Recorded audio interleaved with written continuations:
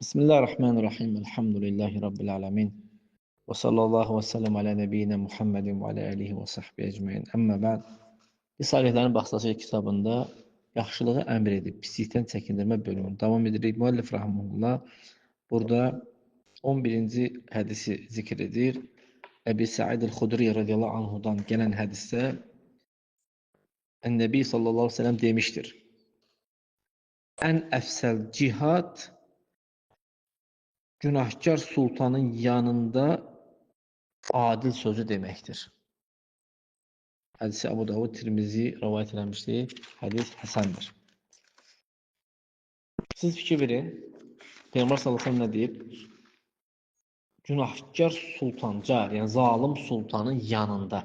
Demədi mitinglərə çıxmaq, küçələrə çıxmaq, demədi minbərlərə çıxmaq, yanında. Yəni əlindən tutdu.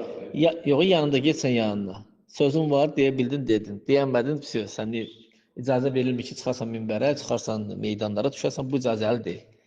Hətta zalim olsa belə. Yaxşı.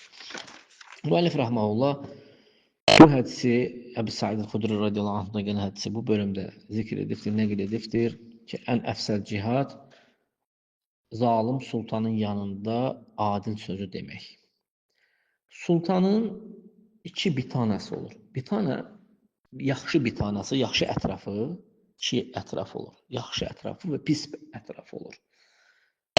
Pis ətrafla və xeyirli ətraf. Birinci pis ətrafdır ki, baxır ki, sultan nə istəyir?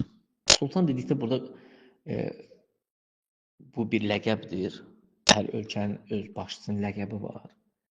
Yəni bunu prezident də deyə bilərsən, rəis də deyə bilərsən, məlik də deyə bilərsən, əmir də deyə bilərsən, sultan da deyə bilərsən. Bunlar hamısı bu sinifə aiddir. Yəni demək, baxır ki, həmin o pis ətraf, baxır ki, sultan nə istəyir?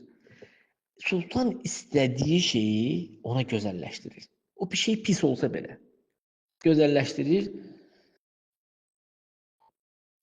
Deyir ki, və təqul hədə huvəl haqq. Bu haqdır. Haqq deyil ha. Sultanın biraz xoşuna gəlibdir. Onu haqq kimi göstərir sultana.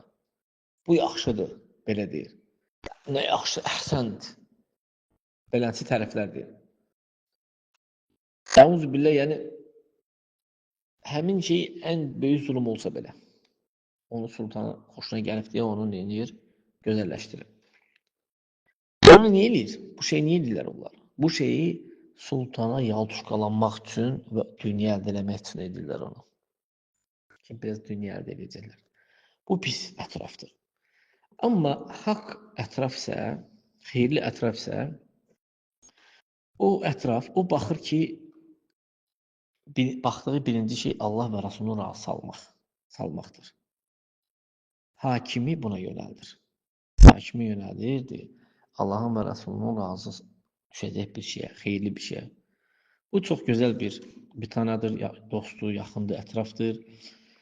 Kəlimətül batil ində sultanı cair, zalim sultanın yanında batil kəlməsini demək, bundan Allah qorusun, bu cihadın əksidir.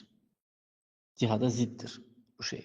Sən gəl, ona xoşuna gələn şeyi, batil bir şeyi təriflə gələn ona, hanı adillik burada? İkisində bu nədir? Cihadın ziddidir.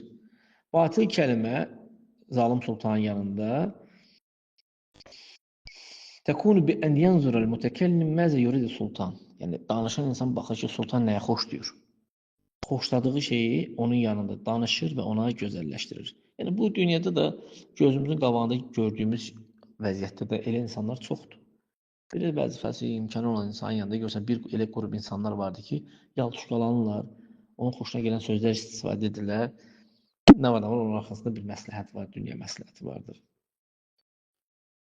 Yaxşı. Amma haqq kəlməsi, haqq sözü zalim sultanın yanında bu ən böyük, ən əzəmətli cihadlardandır.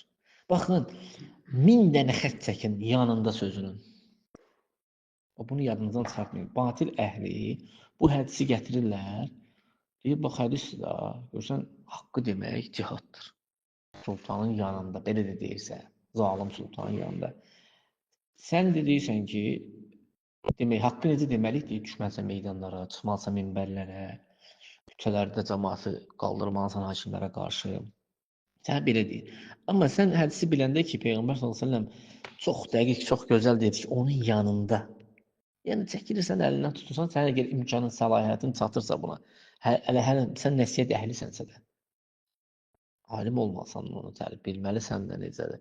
Çəkirsən yanında, dedin, qəbul elədi, əlhəmdülillah. Eləmədi sənin boynundan bu günah getmiş oldu.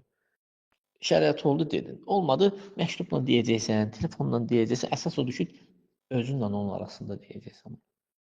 Əks halda isə sənin Allah qarşısında olan boyundan vaciblik düşmüş olur. Yaxşı. Zalim sultanın yanında لأن السلطان العادل كلمة الحق عنده لا تضر قائلها. Görsən, deyir, həqiqətən adil sultan haqq sözü onun yanında demək, deyən kəsə heç bir zərər toxunmur. Adil hakim yanında haqqı deyəni sən dinləyəsən ki, onu qəbul edir. Amma zalim sultan isə ola bilsin ki, onu deyən kəsdən intiqam alar, onu əziyyət verər.